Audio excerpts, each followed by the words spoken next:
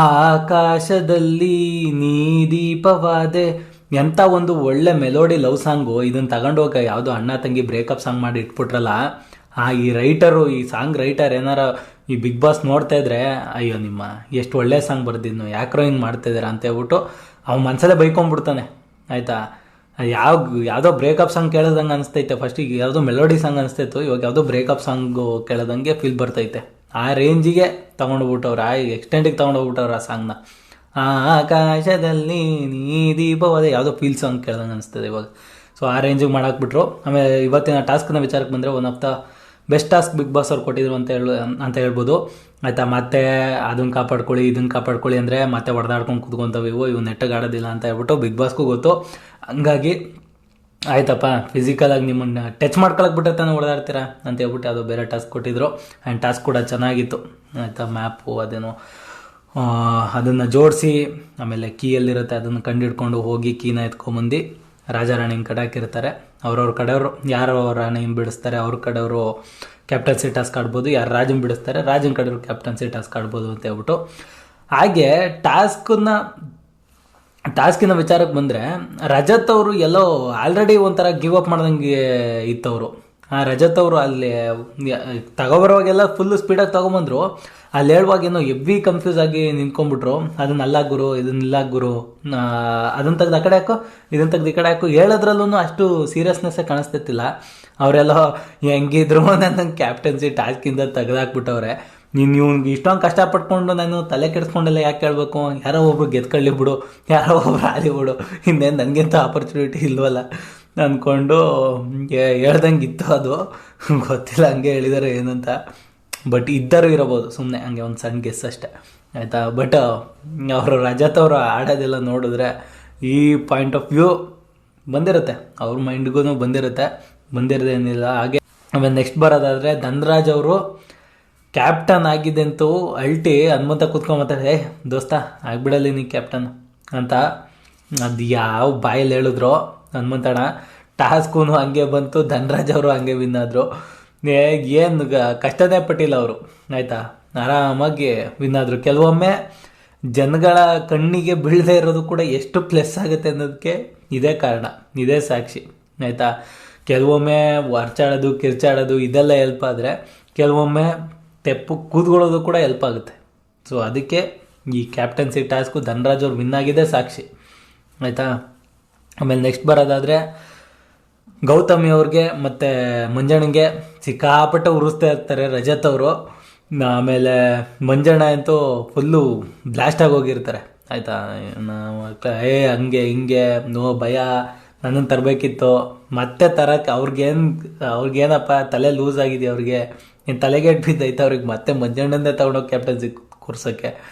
So ಯಾರಿಗೂ ಅದೂ ರಜತ್ ಅವರು ಮಕಾನ ಚಾನ್ಸ್ ಇಲ್ಲ. ಇವಾಗ ಮಂಜಣ್ಣ ಅವರು ಅವರನ್ನು ಕ್ಯಾಪ್ಟನ್ಸಿ ಓಟ್ದಿಂದ ಆಚೆ ಇಟ್ಟರೆ, ರಜತ್ ಅವ್ರನ್ನ ಕ್ಯಾಪ್ಟನ್ಸಿ ಓಟದಿಂದ ಆಚೆ ಇಟ್ಟರೆ ಅದು ಸ್ಟ್ರಾಟರ್ಜಿ, ಅದು ಗೇಮು. ಅದೇ ರಜತ್ ಅವರು ಮಂಜಣ್ಣನ ಕ್ಯಾಪ್ಟನ್ಸಿ ಟಾಸ್ಕಿಂದ ಹೊರಗಾಕಿದ್ರೆ ಅದು ಭಯ. ಯಾವ ಥರ ಲಾಜಿಕ್ ಇದು?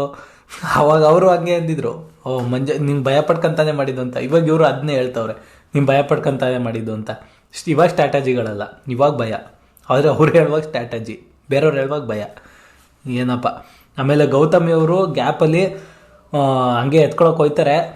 ಏನದು ತುಪ್ಪದ ದೀಪ ಅಂದ್ರಲ್ಲ, ಏನು ತುಪ್ಪದ ದೀಪ ಅಂತ. ಆಲ್ರೆಡಿ ಅವ್ರಿಗೂ ನತ್ತಿ ಏರ್ಬಿಟ್ಟಿದೆ, ಫುಲ್ಲು ಬ್ಲಾಸ್ಟ್ ಆಗಿಬಿಟ್ಟವ್ರೆ, ಏನೂ ಮಾಡೋಕ್ಕಾಗಲ್ಲ. ಅದೇನದು ತುಪ್ಪದ ದೀಪ ಅಂತ ಏನೋ ಎತ್ಕೊಳಕ್ಕೆ ಹೋದ್ರು, ಸಿಂಕ್ ಆಗಲಿಲ್ಲ, ಮಿಸ್ ಹೊಡೀತು. ಆಮೇಲೆ ಸುಮ್ಮನಾದರು. ಆಮೇಲೆ ನೆಕ್ಸ್ಟ್ ಬರೋದಾದರೆ, ಸುರೇಶ್ ಅವರು ಆಯಿತಾ ಕ್ಯಾಪ್ಟನ್ಸಿ ಓಟಕ್ಕಿದ್ರು. ಆಯಿತಾ, ಯಾರೋ ಎಲ್ಲರೂ ನೀರು ತಗೊಂಬಂದು ಹಾಕಿದ್ರು, ಬೇಡ ಕ್ಯಾಪ್ಟನ್ ಬೇಡ ಅಂತ ಹೇಳ್ಬಿಟ್ಟು. ಆಮೇಲೆ ಲಾಸ್ಟಿಗೆ ಫೀಲಲ್ಲಿ ನಿಂತವ್ರೆ ಸುರೇಶ್ ಅವರು. ಆಯಿತಾ, ಏನಾಯ್ತಣ್ಣ, ಯಾಕಣ್ಣ ಹಿಂಗೆ ಫೀಲಲ್ಲಿ ನಿಂತಿದ್ದೆ ಅಂದರೆ, ಅಯ್ಯಪ್ಪ ಈ ಥರ ಜನಗಳು ನನಗೆ ಬೇಡಪ್ಪ, ನಂಗೆ ಬೇಡ ಅಂತ. ಯಾಕಣ್ಣ ಏನಾಯ್ತು ಹೇಳು ಅಂದರೆ, ಅವ್ರು ಚೈತ್ರ ಅವರು ಏನಂದರು, ನಿನಗೆ ಮಾತ್ರ ನಾನು ಹಾಕಲ್ಲ, ನಿನಗೆ ಮಾತ್ರ ನಾನು ಇದು ಮಾಡಲ್ಲ, ನಿಂಗೆ ಅಡೆತಡೆ ಮಾಡಲ್ಲ ಅಂತ ಎಲ್ಲ ಹೇಳ್ಬಿಟ್ಟು ಆ ನೀರನ್ನು ತಗೊಬಂದು ನನಗೆ ಹಾಕ್ತವ್ರೆ ಅಂತ. ಅಪ್ಪ ಸುರೇಶಣ್ಣ, ನಿನ್ನ ಪಾದನೊಂದ್ಸತಿ ತೋರಿಸು, ನಾನೇ ಬಿದ್ದು ನಮಸ್ಕಾರ ಮಾಡ್ಬಿಡ್ತೀನಿ. ಇನ್ನೂ ಚೈತ್ರ ಅವ್ರನ್ನ ನೀನು ನಂಬ್ತಾ ಇದೆಯಲ್ಲ, ಇದಕ್ಕಿಂತ 8ನೇ 9ನೇ ಅದ್ಭುತ ಇನ್ಯಾವುದೂ ಇಲ್ಲ. ಪ್ರಪಂಚದಲ್ಲಿ. ಅಷ್ಟು ಸತಿ ಹಾಕೊಂಡು ಗುಮ್ಮವ್ರೆ, ಅಷ್ಟು ಸತಿ ಡೀಲ್ ಮಾಡ್ಕೊಂಡು ಹಿಂದೆನೇ ಹಾಕೊಂಡು ಹೊಡೆದವ್ರೆ. ಇಷ್ಟಿದ್ರೂ ಇನ್ನೂ ಚೈತ್ರ ಅವ್ರು ನಂಗೆ ಹೇಳಿದ್ರು, ಆದರೂ ತಂದು ನೀರು ಹಾಕಿದ್ರು ಅಂತ. ಇನ್ನೂ ಅವ್ರನ್ನೇ ನಂಬ್ಕೊಂಡು ಕೂತಿದ್ಯಲ್ಲ ಚೈತ್ರ ಅವ್ರ ಮಾತನ್ನ. ನಿನಗೇನಪ್ಪ ಹೇಳೋಣ ನಾವು. ಅಯ್ಯೋ ಮುಗ್ಧ ಕಣಪ್ಪ ನೀವು, ಮುಗ್ಧ ಗೋಳ್ ಸುರೇಶ್ ಅವರು. ನಿಮ್ಮಷ್ಟು ಮುಗ್ಧರು ಅಷ್ಟೇ. ಆಮೇಲೆ ನೆಕ್ಸ್ಟ್ ಬರೋದಾದರೆ ಶೋಭಾ ಅವ್ರಿಗೆ ಕಳಪೆ ಸಿಕ್ಕಿದ್ದು ಮಾತ್ರ ಕ್ರೇಜಿ ಆಗಿತ್ತು. ಅವರು ಗುಂಡಿನ ಅವರೇ ತೊಡ್ಕೊಂಡಿದ್ದು. ಅದಕ್ಕೂ ಹನುಮಂತ ಹಾಗೆ ಧನರಾಜ್ ಅವರು ಮತ್ತು ಶೋಭಾ ಅವರು 3 ಜನ ಕೂತ್ಕೊಂಡು ಮಾತಾಡ್ತಿದ್ರು. ಶೋಭಾ ಅವರು ಮಾತಿನ ವರ್ಷಲ್ಲೋ ಏನು ಮಾತಾಡುವಾಗ್ಲೋ ಏನಂದ್ರು, ಆ ಕಳಪೆ ಬಟ್ಟೆನ ನಾನೇ ಹಾಕೊಂಡು ಕೂತ್ಕೊಬಿಡೋಣ ಅನ್ನಿಸ್ತಿದೆ, ನಾನು ಈ ವೀಕ್ ಏನೂ ಮಾಡಿಲ್ಲ ಅಂತ ಅಂದ್ಬಿಟ್ರು. ಅವ್ರಿಗೆ ಹೆಂಗೆ ಗೊತ್ತು ಧನರಾಜ್ ಕ್ಯಾಪ್ಟನ್ ಆಗ್ತಾನೆ ಅಂತ.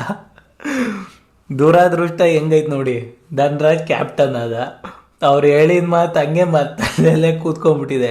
ಹೆಂಗಿದ್ರು ಅವರೇ ಹೇಳ್ಕೊಂಡಿದ್ರು ನಾನೇ ಕಳಪೆ ಅಂತ. ಕೊಟ್ರು ಅವ್ರು ಇವಾಗ ಏನು ಮಾತಾಡಲ್ಲ ಅಂದ್ಬಿಟ್ಟು ಶೋಭಾ ಅವರು ಕಳಪೆ. ಮುಗ್ದೋಯ್ತು. ಅಲ್ಲಿನ್ನೂ ಬೇಜಾನ್ ಆಪ್ಷನ್ ಇತ್ತು. ಶೋಭಾ ಅವರು ಹೋಗಿ ಅವ್ರ ಗುಂಡಿನ ಅವರೇ ತಕ್ಕೊಂಡು ಅವರೇ ಮಲ್ಕೊಂಡ್ರು. ಹಾಕ್ರಪ್ಪ ಮಣ್ಣ ಅಂತ ಹೇಳ್ಬಿಟ್ಟು. ಒಳ್ಳೆ ಕತೆ ಗುರು. ನನಗೆ ಅದರಷ್ಟು ಕಾಮಿಡಿ ಇನ್ಯಾವುದಿಲ್ಲ. ಸೊ ಎಪಿಸೋಡ್ ಮಾತ್ರ ಮಜವಾಗಿತ್ತು. ಶೋಭಾ ಅವ್ರಿಗೆ ಕಳಪೆ ಸಿಕ್ಕಿದ್ದು ಮಾತ್ರ ದುರಂತ ಆಯಿತಾ. ಸೊ ಇಷ್ಟು ಹೇಳ್ತಾ ನನ್ನ ವೀಡಿಯೋನ ಇಲ್ಲಿಗೆ ಮುಗಿಸ್ತಾ ಇದ್ದೀನಿ. ಹೋಪ್ ನಿಮ್ಮೆಲ್ಲರಿಗೂ ವಿಡಿಯೋ ಇಷ್ಟ ಆಗಿದೆ ಅಂತ ಅಂದ್ಕೊತೀನಿ.